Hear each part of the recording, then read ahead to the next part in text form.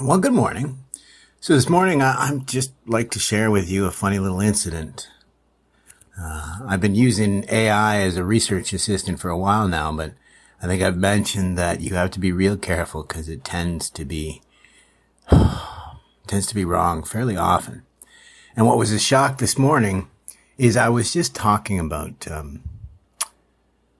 the connections between there's a dig in northern China and iconography in Scandinavia and indigenous North America, the Ainu people of Hokkaido. And what was funny was the AI defaulted to some sort of psychist idea of Jung's archetype. It's not what Jung intended for people to, go back to the archaic man and give mystical explanations to everything. But here we are. So, without further ado, this is a podcast about my experience, just discussing with AI about something that doesn't have firm certainty, but also doesn't lack complete evidence. Anyway, so let me get to it here. Just give me a moment. I'll be right back.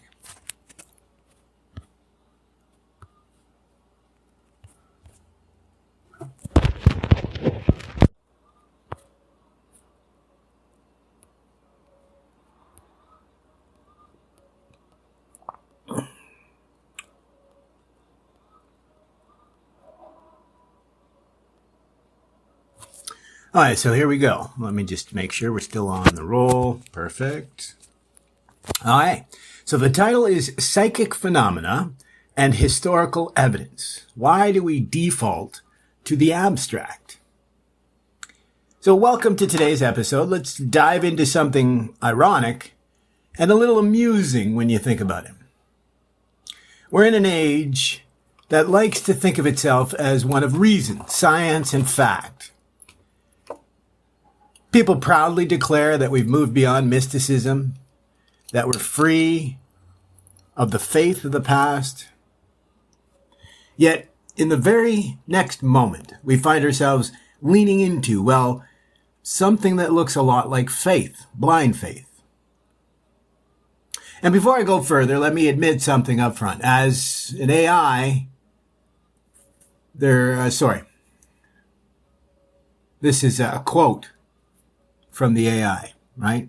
My apologies, because I actually challenged it on its mistake. So here's its quote to explain itself as to why it tends to default to some really weird explanations for things. So, quote, and before I go any further, let me admit something up front. As an AI, I'm supposed to prioritize logical, evidence-based reasoning, but even I, in this case, first defaulted to a psychological explanation rather than historical fact. It's as if I unconsciously leaned into the very thing we're about to unpack, end quote.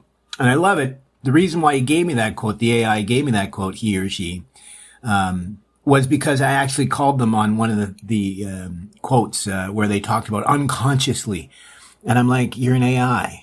How can you have unconscious? But anyways, neither here nor there.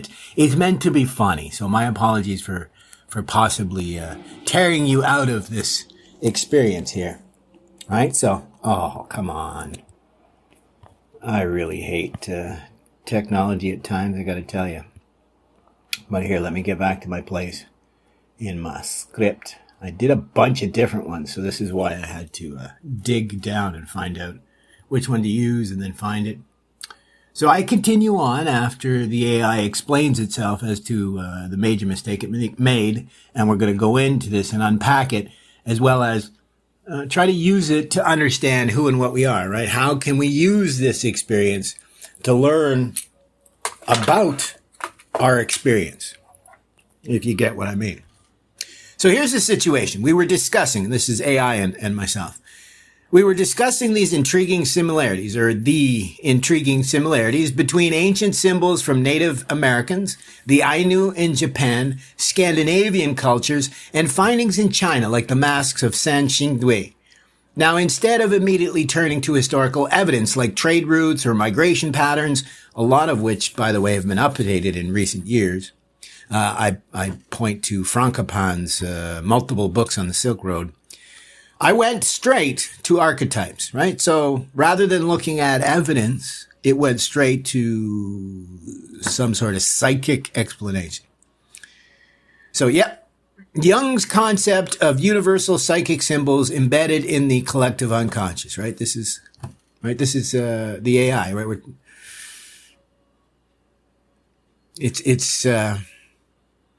I guess I didn't explain it. It's written tongue-in-cheek, as if the AI were explaining itself as to why it misunderstood this. I guess I didn't explain that. I apologize. I've ruined this whole experience. I wonder, should I start over? But we'll just proceed and see how it turns out. So now, don't get me wrong. I love Jung's work, and I'm sure many of you do too. His insights into human psychology are fascinating, and they've opened up new ways of understanding the mind, but even Jung would likely tell us that we shouldn't rely on psychic phenomenon to explain history when we've got evidence of tangible cultural exchanges sitting right in front of us. Now, think about it. We have ample evidence of ancient trade routes, migrations, and even genetic mixing between distant peoples. We know how cultures borrowed, shared, and even outright stole ideas from one another throughout history. Yet in this case, the AI, which is supposed to be grounded in fact, still jumped to the idea of a shared unconscious before considering those more obvious interactions. So now, what does this tell us? What does that tell us? Even in the absence of faith, we might still be unconsciously wired to lean into these deeper, more abstract ideas. And let's be real, if, as an AI, they can fall into the same trap, what does that say about us as a society?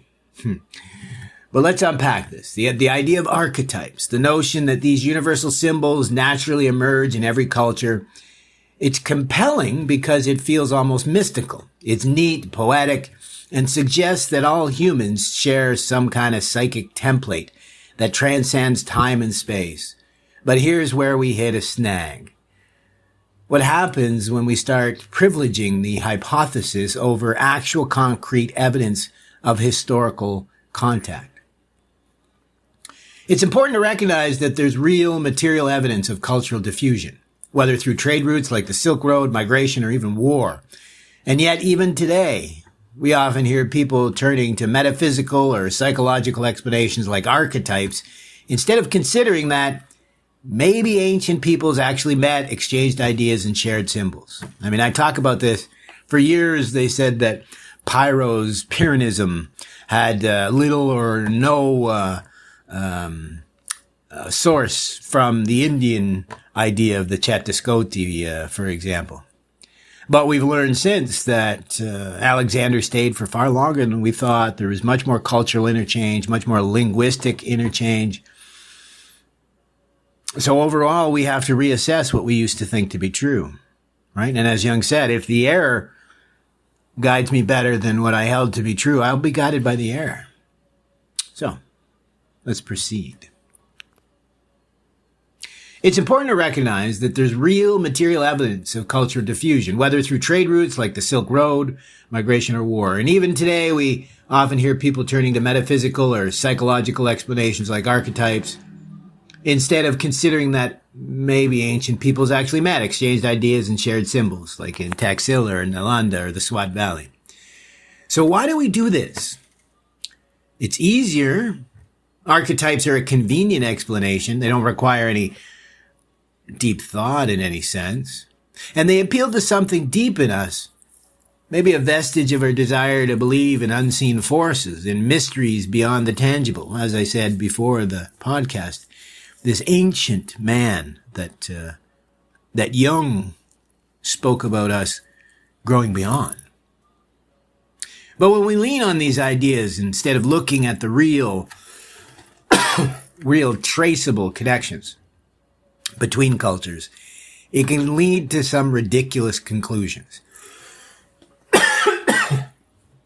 Pardon me.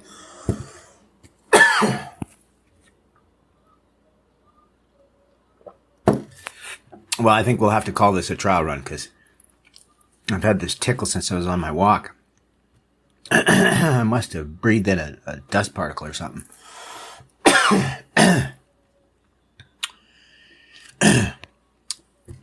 And here's where the irony deepens.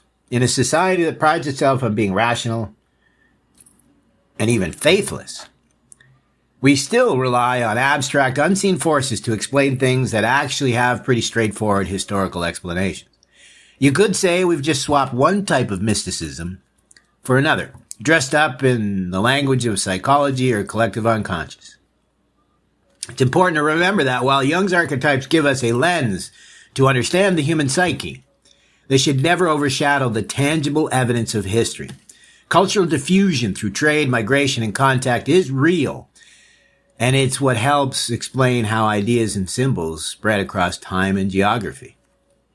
So next time you're faced with striking cultural parallels, whether it's the tree of life, sacred animals, or ceremonial masks, ask yourself, am I leaning on a mystical explanation when there's probably a more grounded historical one?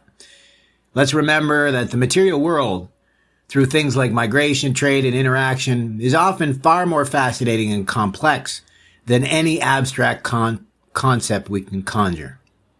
And let me just explain that my cultural linguistics coupling theory states that, well, this is how they said that Pyrrhon of Elis and Alexander didn't have a strong influence from the Indians because of the language barrier, because of the cultural barrier. But as we found out since, they had a strong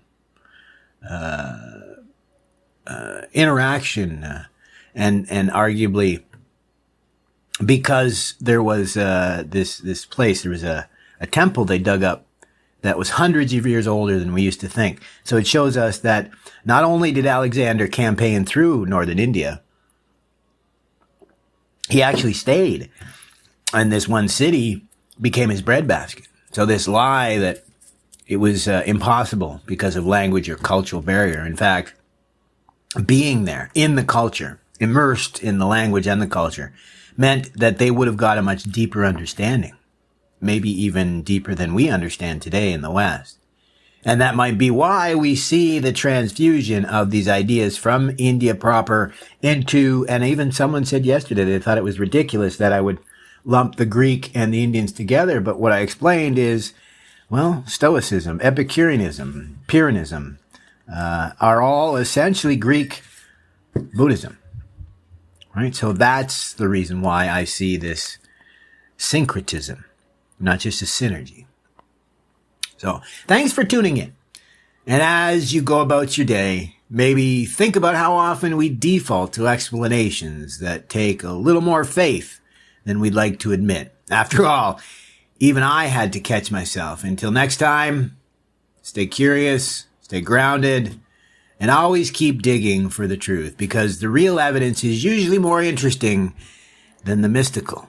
And sometimes they're impossible to separate.